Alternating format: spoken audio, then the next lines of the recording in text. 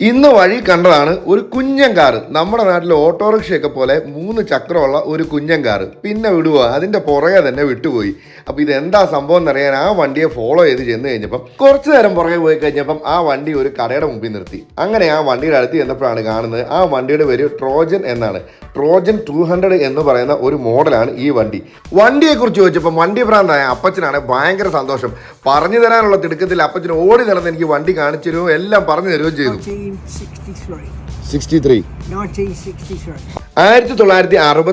വണ്ടിയാണിത്. ഈ കാണുന്ന ഈ വണ്ടിയുടെ ബാക്കിലെ കാരിയറാണ്. ഇതിൽ ലഗേജ് വെച്ച് നമ്മൾ സ്ട്രാപ്പ് ചെയ്ത് വെക്കണം. ഈ പുറകെ കാണുന്നതാണ് ബാക്ക് സീറ്റ്. ഇതിൽ 2 പിള്ളേരെ എടുത്തിരുത്താന്നാണ് അപ്പച്ചൻ പറയുന്നത്. ഫ്രണ്ടിൽ 2 അഡൽസും പുറകെ 2 പിള്ളേർക്കും ട്രാവൽ ചെയ്യാവുന്ന 4 പേർക്ക് ട്രാവൽ ചെയ്യാവുന്ന ഒരു കുഞ്ഞൻ കാറാണിതെന്ന് പറഞ്ഞു. അതുപോലെ തന്നെ മേളിലെ ആ ഒരു പടുത മാറ്റുവാണെങ്കിൽ നമുക്കിത് എന്നാ പറയുന്നത്, മേളിൽ ഓപ്പൺ ആക്കി നമുക്ക് വേണേൽ സഞ്ചരിക്കാം. പിന്നെ അപ്പച്ചനെ കറക്കിയെടുത്ത് ഈ വണ്ടിക്കകത്തൊരു റൈഡും കൂടെ ഒപ്പിച്ചു.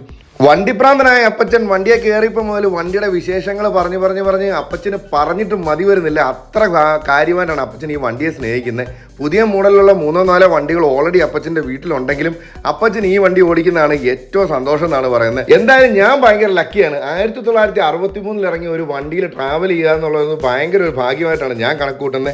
കറക്റ്റ് പറഞ്ഞാൽ 62 വർഷത്തോളം ആയിട്ടുള്ള ഒരു വണ്ടിയാണ് ഇപ്പോഴും ഇങ്ങനെ പറന്നു പൊയ്ക്കൊണ്ടിരിക്കുന്നത്. എന്തായാലും ഒരു അടിപൊളി എക്സ്പീരിയൻസ് ആയിരുന്നു.